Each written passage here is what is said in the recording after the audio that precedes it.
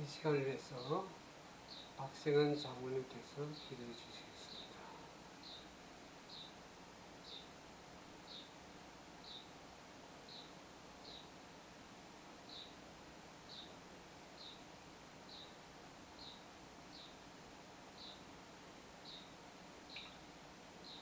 다 함께 기도합시다. 여호와께서 말씀하시되 오라 우리가 서로 변론하자. 너희 죄가 종 같을지라도 눈과 같이 이어질 것이요 진홍같이 붉을지라도 양털같이 되리라. 은혜와 사랑을 베풀어 주시는 하늘에 계신 아버지 하나님, 이 거룩한 시간 속에 저희들을 불러주시니 감사하고 감사합니다. 이 시간 마음을 같이하여 하나님 아버지 앞에 머리 숙인 주님의 자녀들, 머리 위에 마음속에 은혜와 축복이 풍성히 임하여 주시옵소서.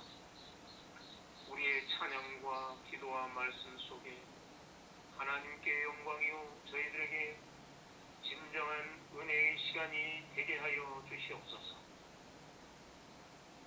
지난 일주일 동안 하나님의 붙들어 주심과 아버지의 축복을 받기 위해 마음문을 열어놓은 것은 이 땅의 분위기보다 더 거룩한 분위기 가운데 행할 수 있게 도와주시옵소서.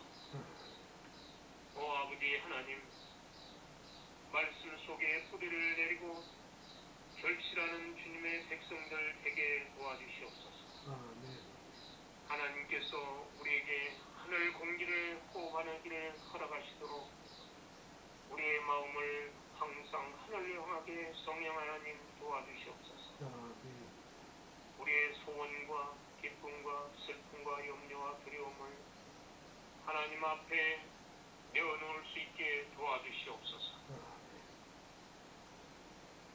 주님은 가장 자비하시고 긍휼히 여기시는 자이시오니 오 아버지 하나님, 말씀을 전하는 주님의 종위에 지치지 않고 건강을 잃지 않게 도와주시며 사람의 시선을 두려워하지 않게 성령 하나님 도와주시옵소서.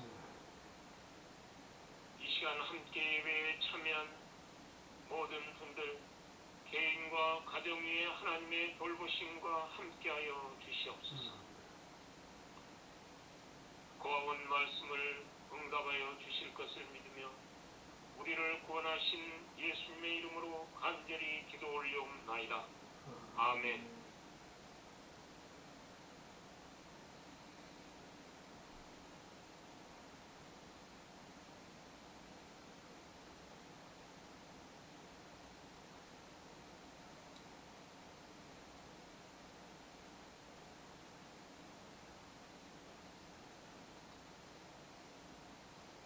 찬양을 들으시니 말씀을 듣도록 하겠습니다.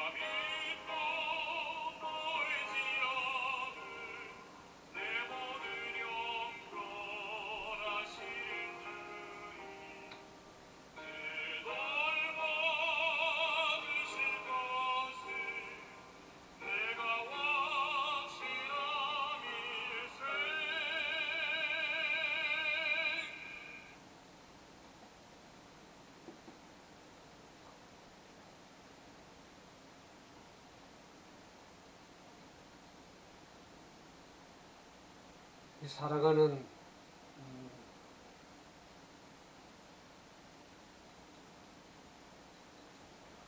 믿음의 형제 자매 여러분, 주 안에서 잘 한 주간 잘 지내셨습니까?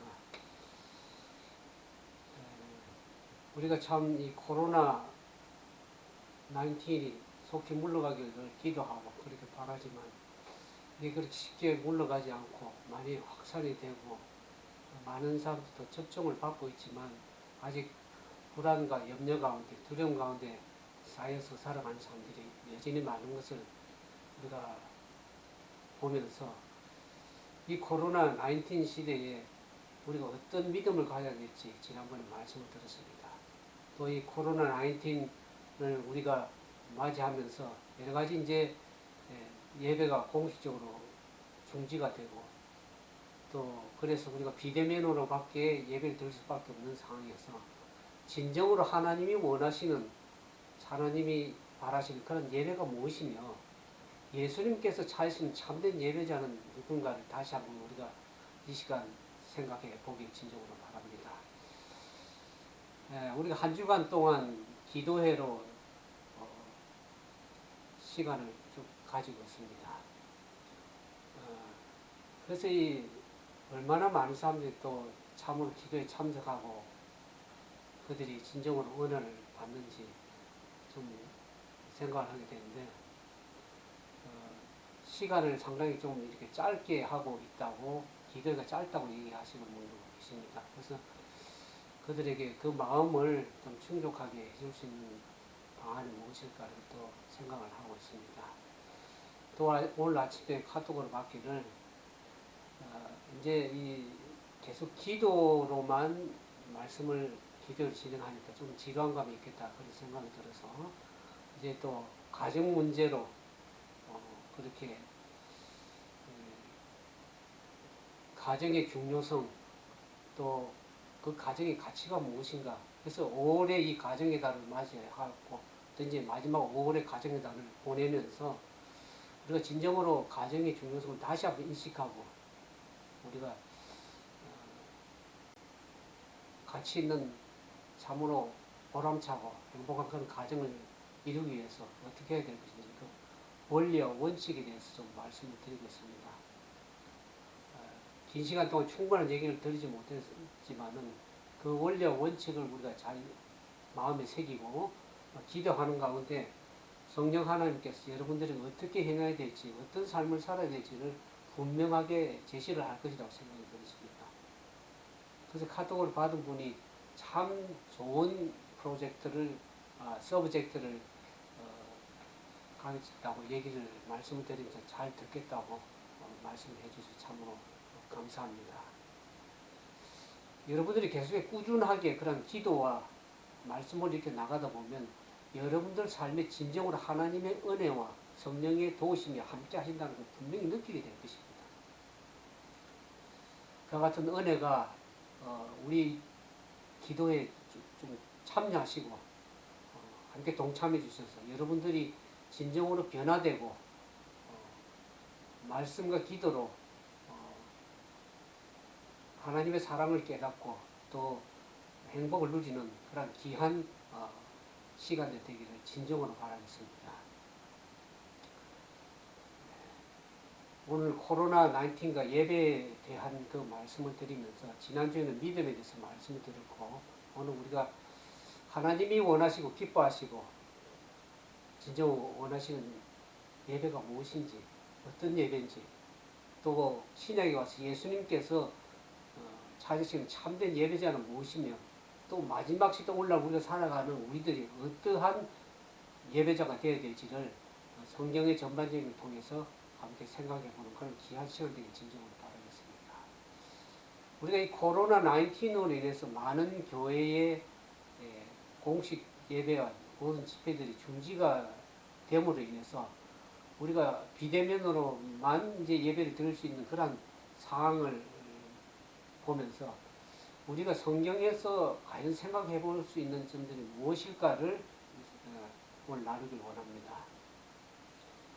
우리 인간의 과학과 의학의 발달로서 많은 병들을 치료하고 또 극복하는 것 같았지만은 코로나 바이러스로 인해서 온 세계가 이 두려움과 공포에 입사한 모습은 우리가 하나님 앞에 한 인간으로서 얼마나 우리가 인간이 연약하며 그 인간의 한계를 느끼게 해줍니다.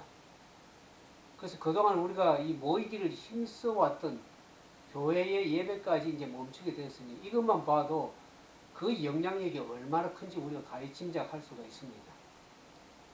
그래서 코로나 19의 심각성을 충분히 인식하면서도 마치 우리가 모이기를 피하는 어떤 사람들 같이 된 것까지 생각하는 그런 신앙인들에게는 영적 고통까지 더해지리라고 그렇게 생각이 들어집니다. 또한 이 모이지를 못해서 만남과 교제와 또 소통의 부재로 인해서 얼마나 심령이 답답하고 때로는 공허함까지 느끼게 될 것이라고 생각이 들었습니다. 근데 이 코로나 바이러스가 팬데믹 현상이 그 기간이 점차 길어지면서 많은 사람들이 주변에 호소하는 분들이 들어보면 내가 과연 참된 신앙을 하고 있나 이렇게 하소연을 하는 분도 있는 걸 봅니다. 그리고 이제 이 코로나 바이러스가 확산이 됨으로 인해서 사회적 거리두기를 실시하고 있지 않습니까? 소셜 디스턴스, 사회적 거리두기를 실시하면서 사람과의 이제 거리를 점차 두게 됩니다. 그래서 사람과의 거리를 두기와 아울러서 이제 극기하는 어떻게 하느냐. 교회와의 거리두기를 하지는 않는지, 그 같은 염려의 목소리가 이제 점차적으로 나오기 시작하는 것 같습니다. 그와 같은 것들을 보면서 많은 사람들이 자신도 모르게 예배에 소홀해지고 하나님과의 거리두기를 할지도 모른다는 그런 생각이 제 마음속에 들어오면서 제가 현재 이 유튜브와 이 페이스북에서 매일 기도회를 진행을 하고 있습니다.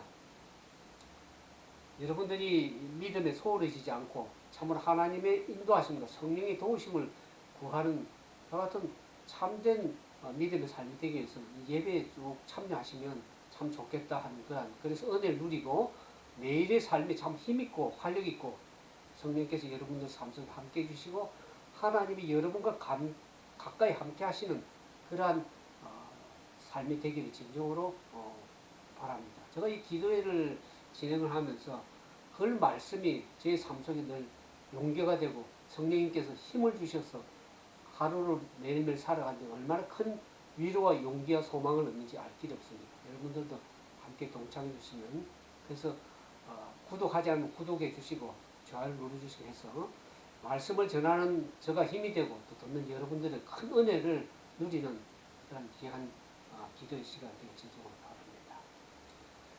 오늘 우리가 이제 하나님이 원하시는 예배가 무엇인지를 우리가 살펴보기 전에 먼저 성경에 나타난 이 전염병의 성경적 의미를 우리가 한번 살펴보기 원합니다.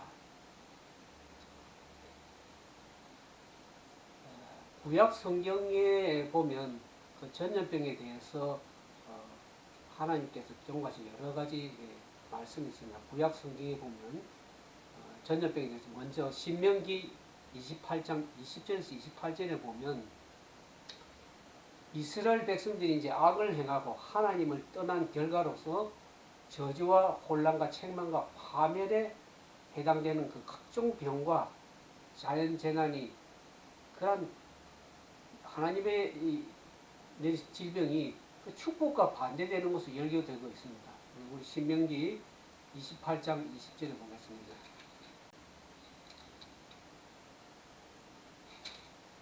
신명기 28장 20절부터 보면 내가 악을 행하여 그를 잊음으로 내 손을 하는 모든 일에 여호와께서 저주와 공고와 견책을 내리사 망하며 속히 파멸할 것이며 여호와께서 내 몸에서 연병이 들게 하사 내가 들어가 얻을 땅에 피리경 너를 멸할 것이며 22절에 보면 여러 가지 질병이 나옵니다. 여호와께서 폐병과 열병과 상한과 학질과 한재와 풍기와 썩는 재앙으로 너를 치시리니 이 재앙된 너를 따라서 너를 진멸케 할 것이라. 그리고 쭉 이제 29절까지 보면 여러 가지 이 연병, 질병, 온역 여러 가지 병들이 나오는데 거기에 주되게 이제 이렇게 첫 번째로 자리를 차지하고 있는 병이 전염병입니다. 그만큼 이 고대의 전염병은 단기간에 이 많은 사람들에게 특히 또 공동체 존립을 심각하게 위협하는 병이었던 것 같습니다. 그래서 우리가 이 에레미야서나 에스겔서에 보면 이 전염병은 전쟁과 성경에는 칼로 표현했고요. 그 전쟁입니다. 전쟁과 기근과 함께 이 3대 재앙으로 여겨졌습니다. 큰 재앙 가운데 세 가지입니다. 그게 전염병이었고, 그게 전쟁이었고, 그게 기근이었습니다. 그래서 이와 같은 그 전염병이 큰 자리를 차지하고 있다는 것을 우리가 신명기에서 보게 됩니다. 그 다음에 민수기 25장 1절에서 9절에 보면 이 출애굽한 이스라엘 백성들이 모압 평지에서 시딤에서 그 진을 쳤을 때 역병이 돌아서 많은 사람들이 2만 4천 명에 해당하는 사람들이 많은 사람들이 목숨을 잃는 일이 발생했습니다.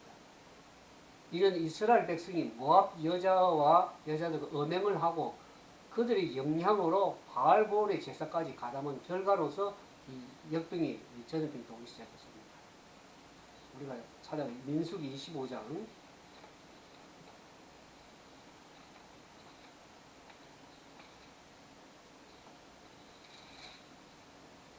민수기 25장에 보면 이스라엘이 시딤에 머물러 있더니 그 백성이 모압 여자들과 음행하기를 시작하니라. 그 여자들이 그 신들에게 제사할 때 백성을 정하며 백성이 먹고 그들의 신들에게 절함으로 이스라엘 바알볼에게 구속된지라.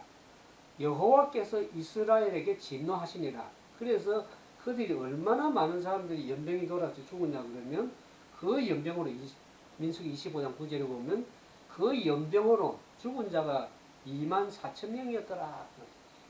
수많은 사람들이 죽음을 맞이합니다. 어떤 사람은 그런데 이 역병이 모압 여자들과 성적 접촉을 통해서 면역력이 약한 이스라엘 사람들의 감염에 대해서 확산된 것이라면 이는 그 음행의 당연한 결과로 기별이 되겠지만은 그러나 오늘 성경에 보는 것처럼 그 하나님께서 여호와께서 이스라엘에게 진노하셨다 그랬습니다. 진노하시는 하나님이 개업하셨다는 것을 분명히 얘기를 하고 있습니다. 사무엘상 5장에서 6장에 보면 그 언약궤를 빼앗아온 그 블레셋 사람들이 그들 가운데에 퍼졌던 역병에 대해서 얘기를 합니다. 이스라엘과의 전쟁에서 이제 승리한 블레셋 사람들이 이스라엘 하나님의 임재를 상징하는 언약궤를 빼앗아 가지고 자기들의 신전에 이제 갖다 두게 됨으로 인해서 거기에 연병이 독한 종기가 병이 전 지역에 강타해 가지고 급기야는 많은 지역의 온 성읍이 사망의 환란을 당하게 되었다고 얘기를 하고 있습니다. 그래서 그 환란이 얼마나 심했냐 그러면 성읍의 부르짖음이 하늘에 사무칠 정도였다고 해요. 그러니까 얼마나 많은 사람들이 그 죽은다는 것을 우리가 알 수가 있습니다. 그래서 이 블레셋 사람들이 이 재앙을 피하기 위해서 독한 종기의 형상과 땅을 해롭게 하는 지혜의 형상을 만들어가지고 속건제를 드려야 했습니다. 근데 이 블레셋 제사장들과 복술자들이 내는 이런 조처에 보면은 아무래도 지혜 종류의 동물이 옮겨서 발생한 전염병에서 그렇게 보여진다고 얘기합니다.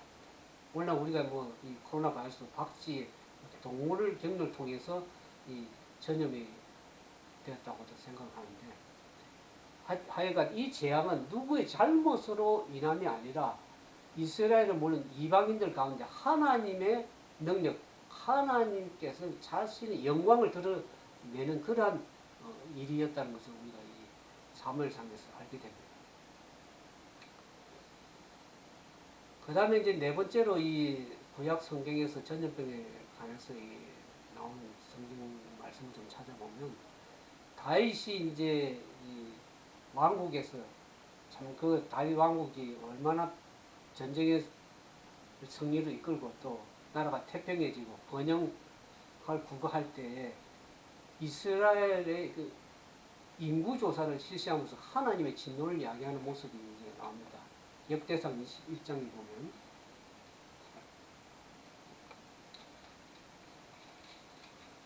역대상 21장에 좀 살펴보겠습니다. 역대상 21장.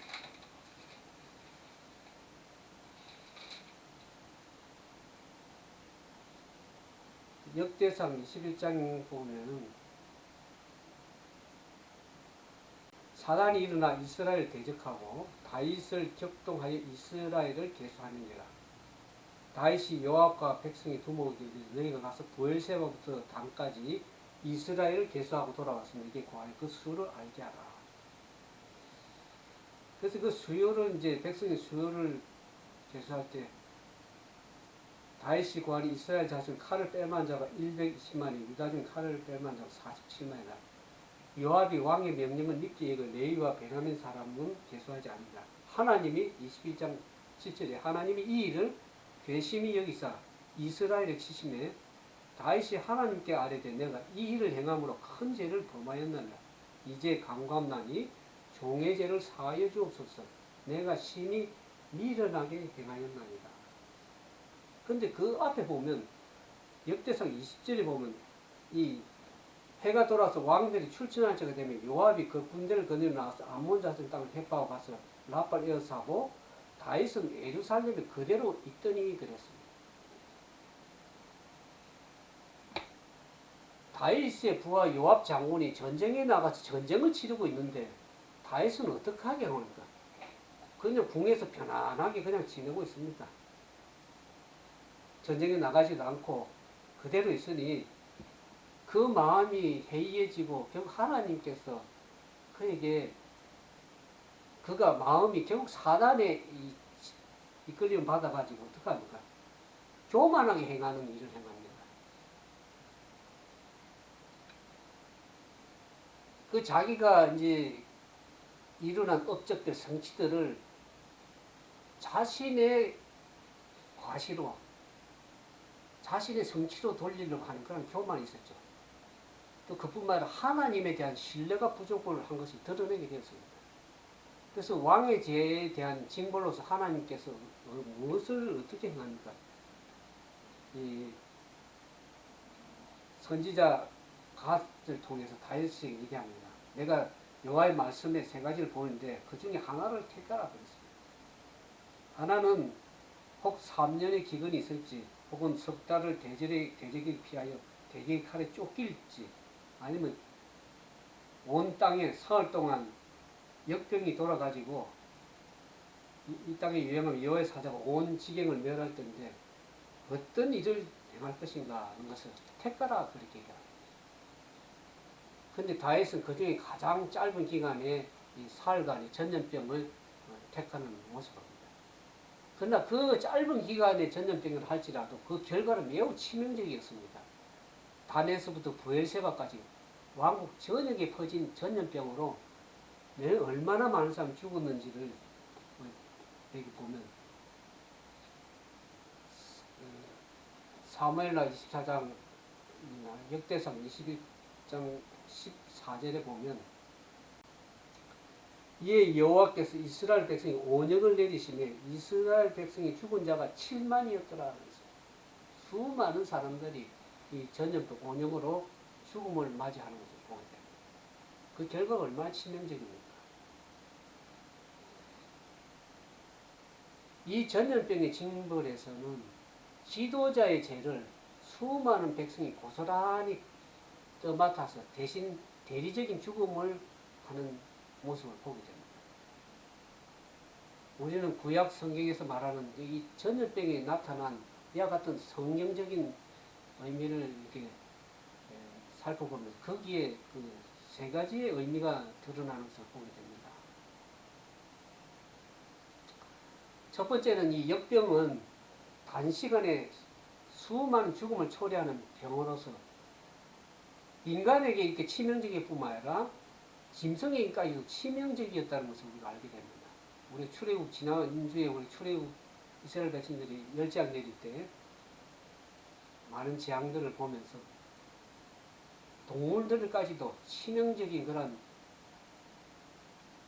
병에 걸리는 걸 보게 됩니다. 그래서 이 전염병은 어떤 병의 차원을 넘어서 전쟁과 기근에 해당되는 그런 아주 대단한 재앙이라는 것을 알게 되죠. 또 두 번째로 우리가 구약 성경을 살펴봤는데 전염병이 나타난 성경적인 의미를 보면은 전염병은 위생이나 잘못된 행위의 당연한 결과일 수도 있겠지만은 그럼에도 불구하고 성경은 이를 자연 발생적으로 일어나는 어떤 질병으로 말하지 않고 하나님이 보내신 심판으로 하나님의 저주를 얘기를 하고 있습니다. 그들이 하나님의 말씀을 여러 가지 재앙을 보내고 했지만은 그들이 하나님께 돌이키지 않았다고 성경은 계속 얘기하고 있어요. 하나님 그렇게 얘기합니다. 그러니까 그들이 결국 그런 고난을 어려움을 당할 수밖에 없었다는 것을 얘기하고 있어요. 세 번째로 하나님의 심판으로서 이 전염병은 죄를 지은 자들의 징벌을 다수의 타인이 대신 치른다는 대리적인 고통의 차원을 지니고 있다는 것을 알게 됩니다. 그 사람이 잘못한 것이 아니라 어떤 사람의 우리가 공동체에서도 보면 한 사람의 잘못을 위해서 그 모든 공동체가 이스라엘 백성이 하나님으로부터 진노를 받아서 고통당하고 어려움당하는 모습도 우리가 성경에서 여러 번 봅니다. 그래서 오늘날 우리도 이 코로나 19에 감염된 자가 그 자신의 죄로 인해서 고통을 당한다는 그것은 그 사람의 잘못이 아니라 어떤 공동체가 모두 당하는 것은 어떤 죄 지은 자들의 그 징벌이 다수의 타인이 겪는다고 생각할 때 그런 차원에서 우리가 생각을 해야 될 것입니다. 그러면 이제는 이 구약의 전염병에 관한 성경적인 의미를 우리가 생각해 보면서 원래 우리가 코로나 19 사태에 따른 교회의 공식 예배가 또 여러 집회가 이제 중지되는 걸 통해서 코로나 바이러스 확산에 상하는 그런 이 대응책이 과연 우리가 성경적으로 어떤 생각들을 가지게 될 것인가를 좀 성경을 통해서 살펴보기 원합니다. 우리가 고대 이스라엘은 예배가 금지되는 경우가 이 사람에게 있었습니다. 모든 병이 이제 하나님의 심판으로 이렇게 간주가 된, 특히 이제 그 중에 이 나병이라고 불리는 피부병, 그 오늘날 문둥병이죠. 그 피부병이 특히 그랬습니다. 그래서 이 나병 환자, 이 문둥병, 피부병 환자는 부정하게 여겨져 가지고 일정 동안 정결 의식을 가지기 전까지는 공동체에서 따로 격리가 됐습니다. 가족과도 분리가 되었습니다. 그래서 정전 장소에 있게 했고 성소 출입이 금지가 됐습니다. 이러한 규정은 이제 이 병의 감염성을 인식하는 데 대해서 나왔을 것이고 고대 이스라엘의 이 거룩함이라는 개념에 따르면 이처럼 감염성을 가진 이 병자를 성소로부터 이 거룩한 성소를 찾는 공동체로부터 격리시키는 것이 당연한 조치였습니다. 그렇게 부정한 자의 출입으로 인해서 성소가 부정하게 되고 감염되는 것을 막기 위해서 그래서 결국에는 그들은 하나님을 예배할 수 없게 되어버린 것이죠.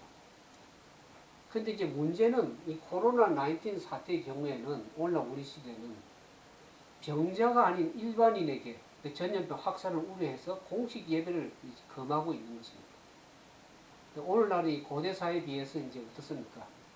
여러 가지 이제 비행기가 발달하고 이동수단이 발달함으로 인해서 이 사람과의 접촉이 너무 쉽게 됐습니다. 그것이 전 세계적으로 그렇게 코로나 19도 비행기를 타고 가서 다른 나라에 또 감염자가 옮기고 또 이렇게 되는 면에서 쉽게 이 병이 확산이 되는 것을 봅니다. 그런 점을 감안할 때 우리가 그 예배를 중지하는 감염으로부터 보호하기 위한 그러한 점을 우리 생각할 때 충분히 감안할 수가 있지만은 그러면 과연 일반인의 공식 예배 중재가 과연 성서적일까 하는 것이죠.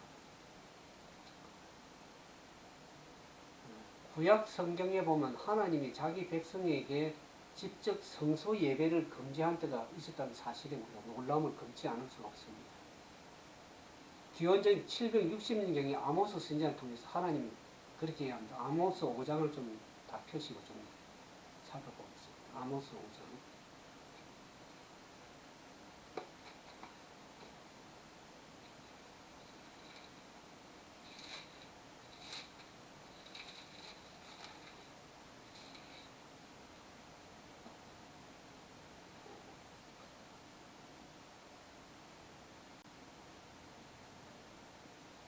아모스 5장 5절에 보면 하나님 그렇게 얘기하고 있습니다. 아모스 5장 5절에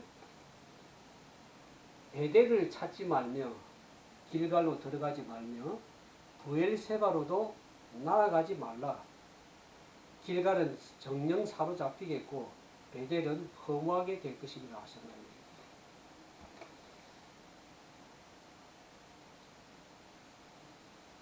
하나님의 말씀에 이렇게 보면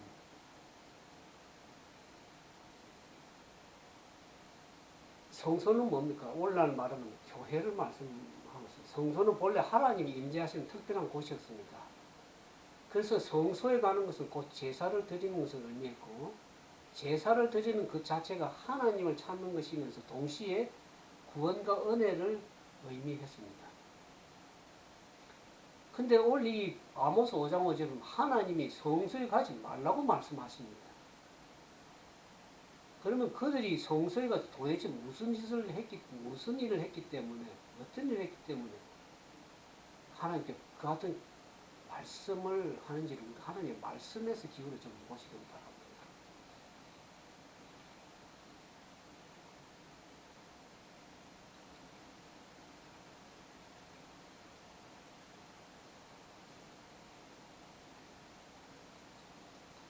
아모스 4장 4절에서 보겠습니다. 여호와께서 이스라엘 족속에 이르기를 너희는 나를 찾으라 그리하면 살리라.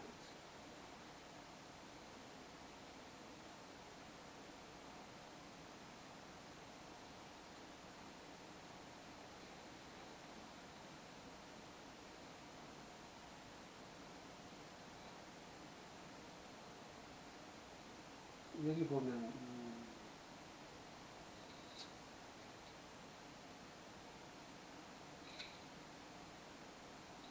이스라엘 족속들이 너희는 베델에 가서 범죄하며 길갈에 가서 죄를 더하며 아침마다 너희 희생을 3일마다 너희 11조를 드리며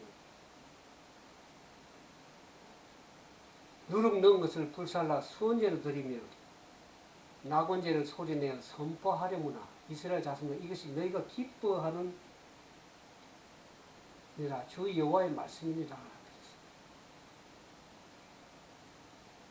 아모스 4장 4절 다시 한번 읽겠습니다.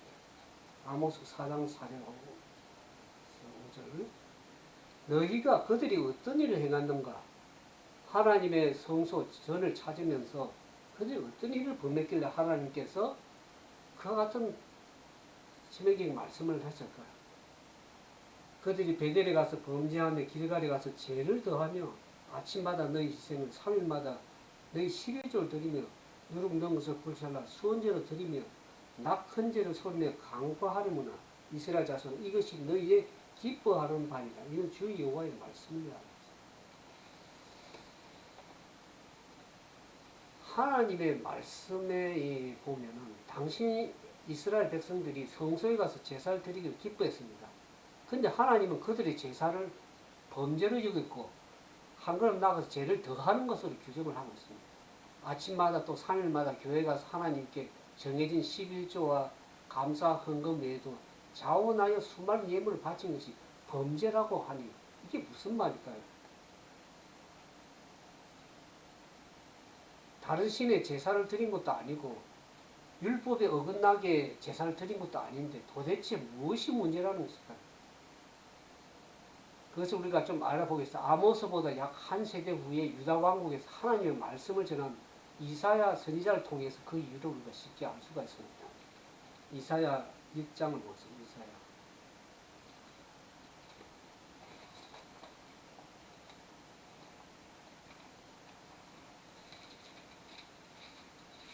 이사야 1장 11절부터 보고 11절 이사야 1장 11절부터 12절에 여호와께서 말씀하시되 너희의 무수한 재물이 내게 무엇이 유익하뇨 나는 수양의 번제와 살찐 짐승의 기름에 배불렀고 나는 숫송아지나 어린 양이나 숫염소의 피를 기뻐하지 않노라 너희가 내 앞에 보이러 오니 그것을 누가 너희에게 요구하였느뇨 내 마당만 밟을 뿐입니다 헛된 재물을 다시 가져오지 말라 분양은 나의 가정이 여기는 바요 월삭과 안식일과 대회로 모이는 것도 그러하니 성회와 아울러 악을 행하는 것을 내가 견디지 못하겠노라 그렇게 말씀하셨습니다.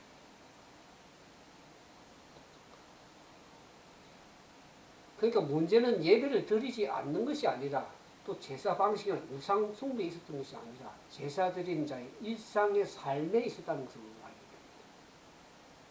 그들이 드리는 하나님께 드리는 예배는 그냥 그 성소에서 교회에서 예배 드리는 그것을 한정 그냥 지어버렸습니다.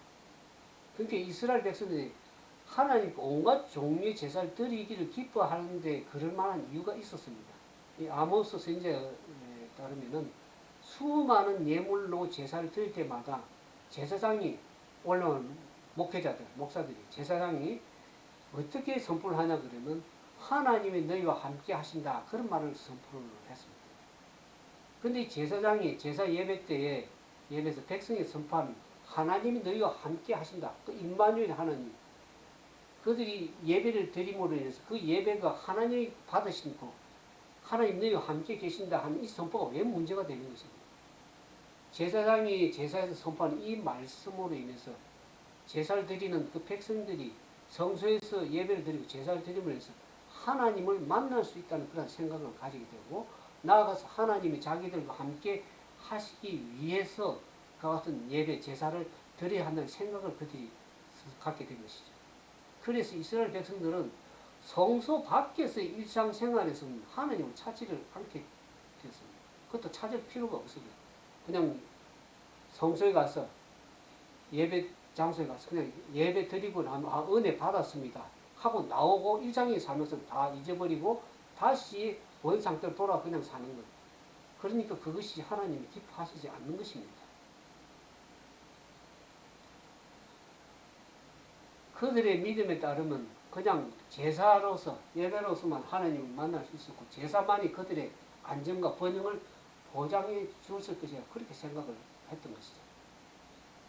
그래서 그들이 성소에 가서 많은 재물을 가지고 와서 제사 드리는 자들의 그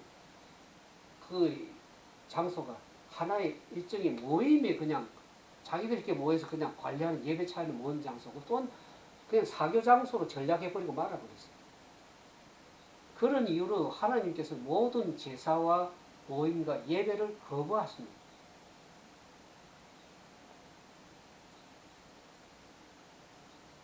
우리 아모스 5장 21절에 보면 다시 아모스로 돌아가서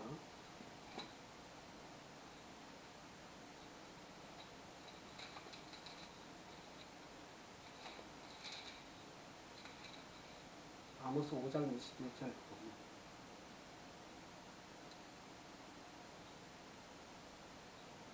아모스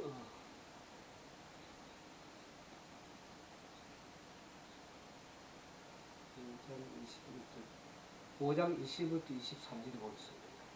내가 너희 절기를 미워하여 멸시하며 너희 성회들을 기뻐하지 아니하나니 너희가 내게 번제와 소제를 드릴지라도 내가 받지 아니할 것이요 너희의 살찐 희생의 화목제도 내가 돌아보지 아니하리라. 내 노래 소리를 내 앞에서 그칠지어다 내 비파 소리도 내가 듣지 아니하리라. 반면에 하나님께서 뭐라고 얘기합니까? 이렇게 하지 마. 너희가 아모스 5장 4절에 보면 너희가 나를 여호와를 찾으라 그랬습니다. 그리하면 살리라 그랬습니다.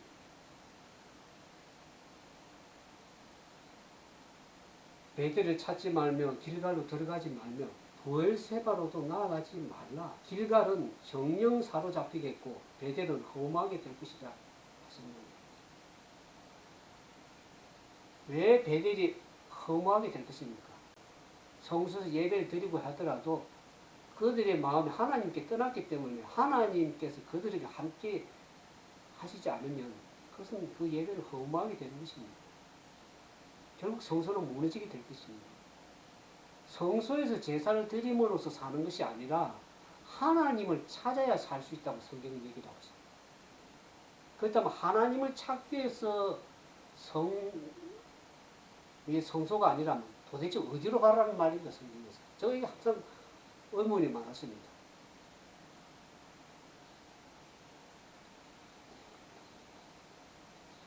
하나님께서 아모스 5장 14절에 보면 너희가 살기 위해서 선을 구하고 악을 구하지 말라 그랬습니다. 만군의 하나님이 여호와께서 너희의 말과 같이 너희가 함께 많은 사람 예배 드리면서 제사를 드리면서 하나님은 우리와 함께 하신다. 그 같은 생각으로 예배를 드렸습니다. 너희의 말처럼 정적으로 너희가 살기 위해서 선을 구하고 악을 구하지 말라고 해요. 더 적극적으로 나가서 하나님께 뭐라고 해요? 15절에 너희가 악을 미워하고 선을 사랑하며 성문에서 공의를 세울지니라. 만군의 여호와께서 혹시 요셉의 남은 자를 긍휼히 여기시리라. 더 적극적으로 나갔어요. 악을 실제적인 삶에 가서 성소에서만 예배드리는 그 문제가 아니라 너희가 살기 위해서는 실제적인 삶에 가서 악을 미워하고 선을 사랑하는 이 성문에서 공의를 세운다 이 말은 그 당시에 이스라엘 백성들이 성문은 뭘 행했냐 그러면 모든 사람들이 거기에서 공식적인 행사를 하고 일상적인 공부가 다 전개가 되고 그와 같은 일이 행해지던 것이 성문이었습니다. 그래서 하나님께서는 우리가 살기 위해서는 성문에서 공의를 세우라고 정의를 세우라고 합니다. 하나님의 성소가 아니라 성문에서 찾을 수 있다고 얘기를 합니다. 우리가 진정을 찾아야 될 것은 하나님을 찾기 위해서 어떻게 일상적인 우리의 삶에서 하나님을 바르게 살고 믿음으로 행하는 그와 같은 예배가 되길 원합니다. 그래서 예배는 모이는 예배도 예배지만 흩어져서 사는 예배를 하나님 더 마지막 시간에 보는 것입니다. 고대 성문은 지과를 막론하고 또 남녀노소를 막론하고 모든 사람이 통행하는 가장 일상적인 자리였습니다. 바로 그것에서 재판도 이루어지고 모든 백성들의 그 광고가 이루어지는 그러한 공포가 이루어지는 것이 성문인데 그래서 성문은 모든 사람들의 삶의 현장이었습니다. 바로 그곳에서 이 가난한 자에 대한 권리가 보장이 되고 사회적인 정의가 실현이 되었습니다. 그래서 진정으로 하나님을 만난다는 것은 일상적인 삶에 있다는 것을 하나님이 얘기를 하고 있습니다. 이 성문에서 모든 사람들의 삶의 현장의 그 상황을 외면하고 무시한 채 그냥 단순히 교회 가서 제사만 드리고 예배만 드린다는 그것은 그 제사 예배는 아무리 아름다운 찬양을 드리고 살찐 짐승의 제물을 드리고 분양이 있다 하더라도 참된 예배가 될 수 없다는 것을 우리가 알아야 되겠습니다. 이러한 잘못된 예배에 대한 하나님의 숱한 경고에도 불구하고 이스라엘 백성들은 어떻게 합니까? 성소에 가서 예배 드리기를 기뻐했던 그 이스라엘이나 유다는 결국에 멸망하고 맙니다. 그러면서 성소는 무너지고 나라는 없어지고 예루살렘 성전도 파괴되었습니다. 그들이 장소에서 예배 장소 예루살렘에 가서만이 예배가 된다고 그렇게 생각했습니다. 그래서 예루살렘 성전도 결국 파괴가 되어버렸습니다. 그들은 결국에는 이방 나라로 포로로 바벨 나라 포로로 붙잡혀 가서 어려운 가운데서 결국엔 제사를 드리고 싶어도 더 이상 드릴 수 없게 되어버렸습니다. 하나님이 그들의 제사를 받기를 거부하신 것입니다. 제가 이 말씀을 보면서 신약에 가서 예수님은 그럼 무슨 말씀을 하셨는가? 요한복음 4장에 보면 요한복음 4장 20절에 보겠습니다. 예수님께서 사마리아 우물가 수가 여인에게 하신 말씀입니다. 요한복음 4장 20절에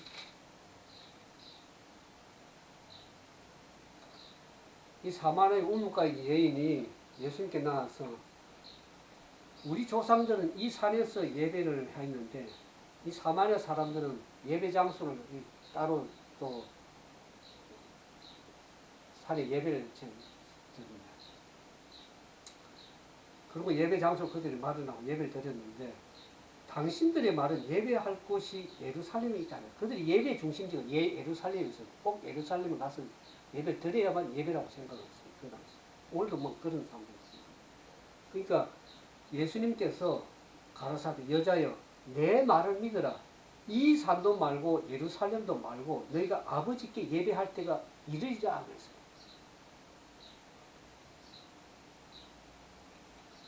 그래서 23절에 보면 아버지께서 참으로 예배하는 자들은 신령과 진정으로 예배할 때가 오늘 곧 이때라 예수님 얘기합니다. 하나님께 참으로 예배드리는 예배가 이르러 올 것인데 아버지께서 이렇게 자기에게 예배하는 자들을 찾는다고 얘기하고 있습니다. 오늘 제가 제목에 예수님께서 과연 찾으시는 참된 예배자가 누구신지를 성경이 얘기하고 있습니다. 24절에 하나님은 영이시니 예배하는 자가 신령과 진정으로 예배되지. 하나님이 영이십니다. 어떤 국한된 장소에 가서 예배 드려야 그것이 예배를 받으시는 분이 아니라 하나님은 특히 마지막 시간 장소가 문제가 아니라 뭡니까? 우리의 마음과 우리의 정신이 어디에 있는가, 우리의 삶의 현장에서 어떻게 행하느냐는 것입니다.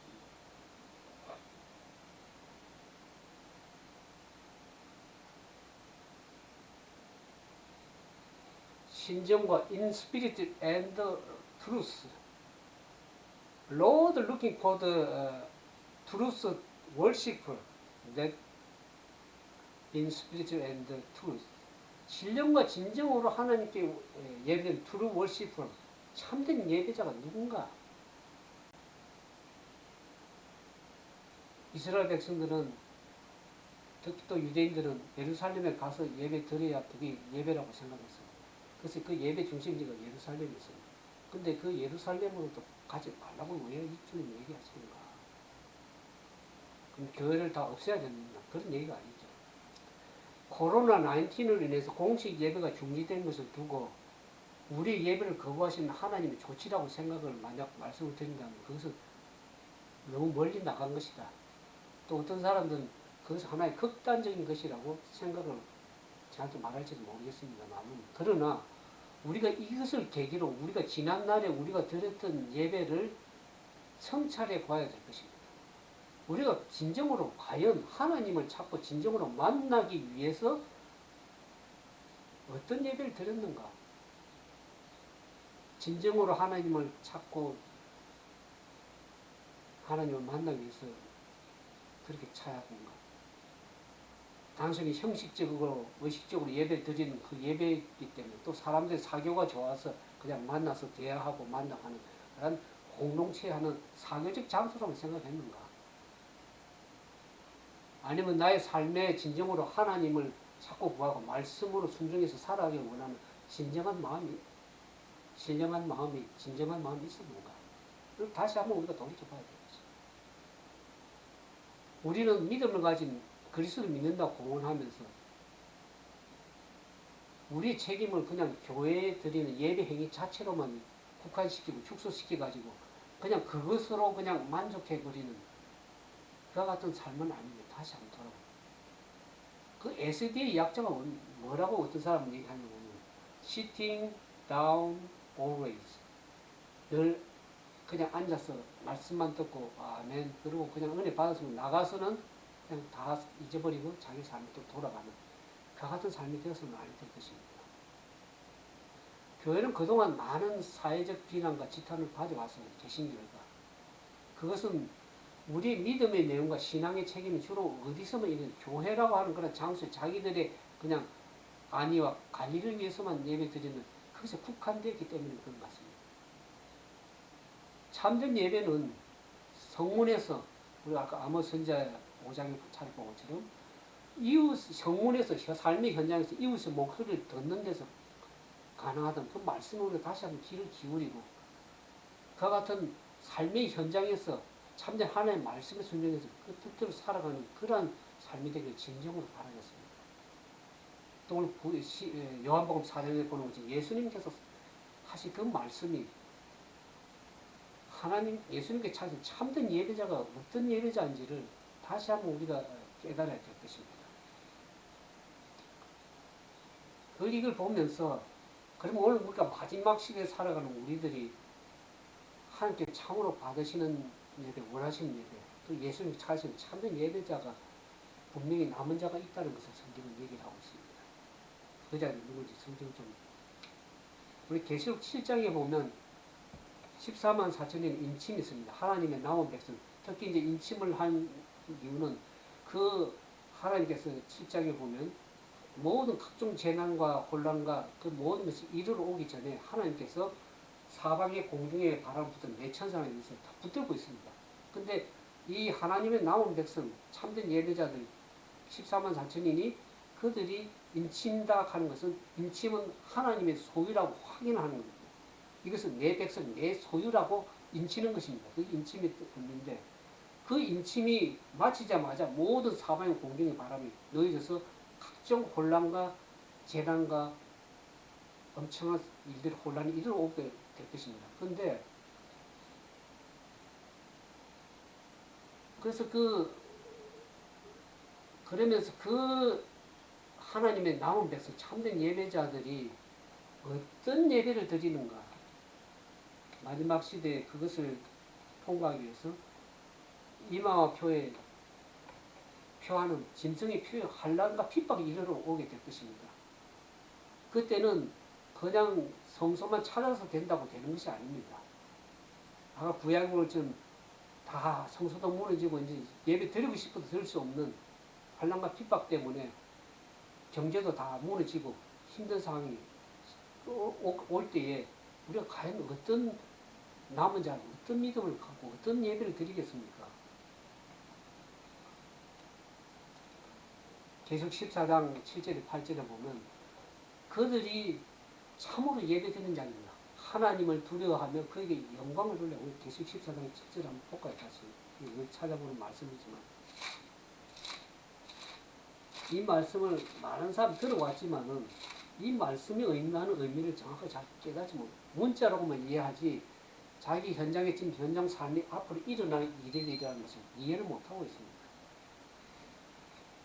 이 14만 4천의 얘기를 하면서 그들은 어린 양 이름과 아버지 이름이 쓴 것이 있다. 그 소유를 얘기를 하는 14만 4천. 그러면서 그들이 14장 7절에 하나님을 두려워하면 그에게 영광을 돌리니 심판의 시간이 이르렀으면 하늘과 땅과 바다 물들의 근원을 만든 창조주 하나님을 참으로 경배하는 자들이 나올 것입니다. 그들이 드리는 예배가 그 예배입니다. 모든 나라와 백성과 방과 백성 모든 나라 가운데 전파되는 이 복음을 통해서 진정으로 하나님께 다시 예배드린 참으로 하나님 예배드린 자들이 나올 것을 얘기를 하고 있습니다. 창조주 하나님께 영광을 돌리면서 경배하고 예배드리는 그 자들이 있을 것을 얘기를 하고 있습니다.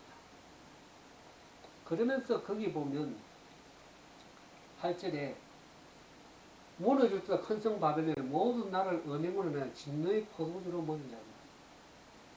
참된 예배자가 나올 뿐만 아니라 많은 교회들이 타락된 교회들이 세속화되고 타락화되어 가지고 이 신앙적으로 다 무너지게 되는 것입니다. 그 신앙적으로 무너지는 것이 앞으로 얼마나 더 지금도 무너지고 있지만 얼마나 더 무너질 것인지를 계시록 18장에 보면 그 교회가 하나님의 성령의 역사가 되는 것이 아니고 어떤 처소가 되는지 얘기합니다. 18장 2절에 큰 성 바벨론, 영적 바벨론이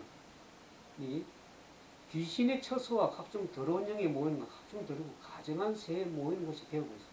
교회가 점차 세속화 타락했기 때문에 또 하나님의 남은 교회라고 하는 교회가 어떻게 보면 형식적이고 형식적인 예배를 그냥 의식적으로만 예배를 드리는 예배로 맹목적 신앙으로 간다는 것입니다.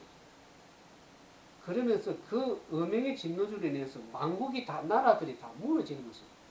나라가 지금 얼마나 각 나라들이 사회적 공산주의 시스템으로 가면서 부정과 부패와 비리가 부정선거가 만연한지 알 필요 없습니다. 각종 비리와 부패해서 나라들이 망해가는 시점에 살고 있지 않습니까? 그걸 보면서 깨닫지 못하는 것입니다. 그러나 만국이 다 무너지면서 땅의 왕들이 그를 더불어 음행했다는 거죠. 나라의 통치자들, 지도자들이 어떻게 합니까? 다 음행했다. 통치자는 지금 얼마나 내로남불입니까?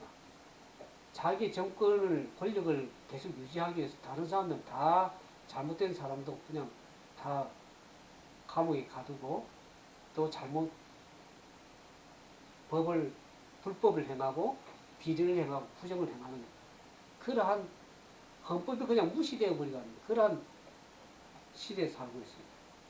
땅의 왕들이 그로 더불어 음행하였습니다. 땅의 상고들도 사치의 세력을 지부하였다는 것입니다. 기업들이 하나의 부정을 저지르고 탈세하고 또 기업들이 국가에 자기 이제 앞으로 시대가 그렇습니다. 그 정부에 또 당에 어떤 재정적으로 투여하고 그러한 사람들만 저들이 보호하기 때문에 기업들이 살아남기 위해서 정부에 그다 돈을 갖다 주고 부정을 행하고 그렇게 하면 살아남을 수 있습니다. 그러니까 그들이 얼마나 비리가 많아지는 세상이 되겠습니까? 그래서 땅의 상고들도 사치로 인해서 그 세력에 치부하게 그래서 그와 같은 정부의 돈을 많이 갖다 바치고 헌납하는 그 기업들만 살아남게 만드는 시스템을 지금 가고 있습니다. 그러니까 그들이 치부를 하죠. 그런 사람들, 기업들만 치부하고 나머지 기업들 다 죽어버리는 거죠.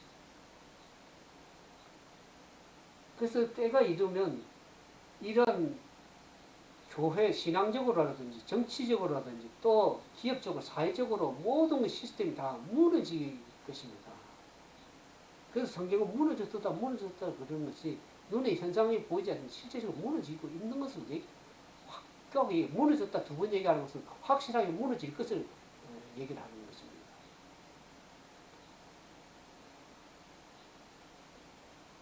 그때 하나님께서 마지막 남은 백성들을 통해서 그들의 경고의 음성을 들려주십니다. 계시록 18장 4절 또 내가 되면 하늘로서 다른 음성이 나서 가로되 내 백성아 거기서 나와 그 죄에 참여하지 말고 그 받을 재앙들을 받지 말라 그랬습니다. 종교가 타락이 되고 정치적으로 국가적으로 또 기업적으로 무너져가는 이 시대에 우리가 무엇을 찾아야 되겠습니까? 어떤 예배자가 돼야 돼요? 진정으로 하나님이 원하시고 기뻐하시고 받으시는 참된 예배, 예수님께 찾으신 참된 예배자는 누군가 하는 것을 우리가 오늘 생각하게 됩니다. 제가 미국에 있으면서 영화나 뭐 텔레비전 보는 걸 즐겨하지 않는데 한번 영화 타이타닉 영화를 본 기억이 참으로 인상이 남았습니다. 그 타이타닉 영화를 이제 하도 유명해서 이제 보게 됐는데 거기에 보면 그 예배 그 배가 타이타닉 그 수많은 사람을 태운 배 오늘날 말하면 이 지구라는 배입니다. 어떤 의미에서 보면 그것이 가서 암초에 부딪혀 가지고 이제 서서히 침몰해 갑니다. 오늘날 말하면 지구가 코로나 바이러스 팬데믹에서 지구 전체가 오염이 되고 팬데믹 현상이 서서히 꺼져가는 그런 지금 상황에 우리가 처해 있다는 것을 반드시 기억해야 될 것입니다. 근데 그 타이타닉호가 서서히 침몰하고 있는데도 불구하고 배 안에서는 아무런 이상이 없는 그냥 음악을 연주하고 술을 마시고 즐기고 올라가면 그 공동체 예배에서 예배 드리고 그냥 뭐 자기가 또 사회 가서는 또 뭘 한다고 하고 이렇게 하는데 그 배는 서서히 침몰해가고 꺼져가고 이미 상황이 무너졌다고 성경이 얘기해서 무너지는 것입니다. 그래서 어떤 분들은 그런 말씀입니다. 이 지구에서 뛰어내리라고 얘기도 하는 분도 있습니다. 근데 뭐 뛰어내려서 사는 것도 아니고 성경은 뭐라고 아모스잖아요. 내가 그렇게 하지만 하나님을 찾아라 했습니다. 너가 살기 위해서 찾아라. 우리가 살아남기 위해서 그 타이타닉호 보니까 이제 배가 침몰해가지고 그 중에 의식 있는 사람들은 작은 배들 구명 배들 다 뛰어내려가지고 거기에 다 뛰어내립니다. 뛰어내려가지고 그 살아남기 위해서 나무 조각을 붙들고 있고 그 구명 진짜 큰 배 구조해 오기 전에 그들이 그렇게 견디고 인내해야 되는 것입니다. 살아남기 위해서 그 추운 그 시스템 환경 그 추운 겨울 바다에서 견디고 인내하다가 죽어가는 사람들이 숱하게 많았습니다. 예수님의 재림이 예수님이 구조해로 오기 전까지 인내하는 믿음을 가져야 되는데 많은 사람들이 믿음에서 다 떨어져 나갈 것입니다. 그리고 환란과 핍박이 안 돼서 팬데믹 현상으로 사람들이 이제 예배를 등하냐고 내가 과연 예배를 드리고 있나? 바르게 하고 있나? 의식도 못할 정도 서서히 무너져 가고 있는 것입니다. 그러면서 이제 그래서 그 중에도 살아남은 자들이 있습니다. 하나님의 말씀을 순종하고 그 타이타닉을 보니까 그 중에서 살아남은 자 거의 거반 다 죽었는데 그 중에도 살아남은 자는 있더라고요. 살아남은 자는 극히 소수라는 것을 우리가 알게 됩니다. 그래서 제가 14만 4천인의 남은 자에 들기 위해서 우리가 아까 말씀드린 www. 14만 4천 그 사이트를 통해서 사람들에게 참으로 하나님의 남은 백성을 구원받는 백성들이 남은 자로서 서기 위해서 어떻게 이제 이 사이트를 세워서 말씀을 계속 전했는데 사람들이 오해를 하고 있습니다. 많은 사람들이 14만 4천 얘기하면 이 사단이 다 오해하게 만들고 있습니다. 뭐 극단적이고 뭐 이상한 계시력을 얘기하는 사람들은 예언을 풀어주는 사람들은 좀 이상한 사람으로 보고 극단적으로 생각하는 사람들이 많은데 여러분들이 이 마지막에 살아남기 위해서는 예언의 말씀을 제대로 알지 못하면 살아남지 못합니다. 시대가 어떻게 돌아가는지도 이해 못할 뿐만 아니라 살아남기도 힘든 시대입니다. 지금 이와 같이 환란과 진정한 핍박이 오기 전초전으로 코로나 바이러스가 왔는데도 사람들이 해해지고 이렇게 한다 그러면 진정한 환란과 핍박이 이루어올 때 여러분들이 예배가 다 폐해지고 교회가 다 교회 예배 모이지도 못한 진정한 팬데믹이 이르러 오면 어떡하겠습니까? 살아남겠습니까? 저 그걸 위해서 기도회를 하고 또 말씀을 전가하고 하는 이유가 거기에 있습니다. 진정으로 하나님 원하시는 예배, 예수님이 찾으시는 참된 예배자가 되기를 주님의 이름으로 축원을 드리겠습니다. 함께 기도하겠습니다.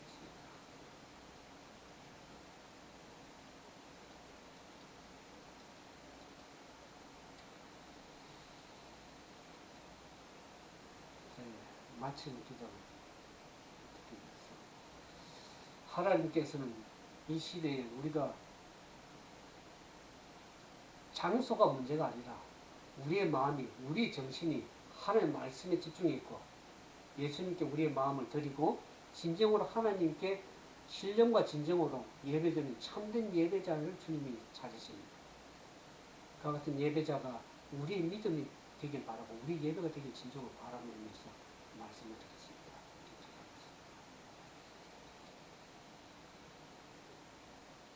사랑과 자비가 많으신 거룩하신 아버지, 과거의 구약의 이스라엘 백성들이 얼마나 하나님을 찾는다고 했지만 그것이 하나님의 기뻐받으신 예배가 되지 못한 것을 우리가 다시 한번 기억하면서 우리가 하나님께 드리는 예배와 기도가 진정으로 하나님께 올바로 상달되고 있는지 우리 예배가 그냥 장소에 국한해서 형식적이고 의식적으로 맹목적으로 드리는 예배가 되지는 않았는지 다시 한번 우리 자신을 말씀에 비춰서 생각해 보기 원합니다. 성령께서 우리에게 바른 생각을 갖게 하시고 참으로 예수님께서 기뻐받으시는 참된 예배자가 어떤 자가 되어야 될지를 다시 한번 우리가 경각심을 갖기 원합니다. 환란이 이르르고 핍박이 이르르고 경제적으로 매매를 하지 못하게 되고 그런 환란이 결국 이르면 큰 환란이 이르러올 때 우리가 어찌 감당하겠습니까? 현 시적으로도 이와 같은 작은 코로나 팬데믹을 인해서도 사람들이 예배가 중지되고 그야말로 바른 예배를 드리기도 힘든 그러한 시대가 되어버렸는데 이제는 마지막 환란 때 그들이 참된 하나님께 예배자로 설 수 있겠습니까?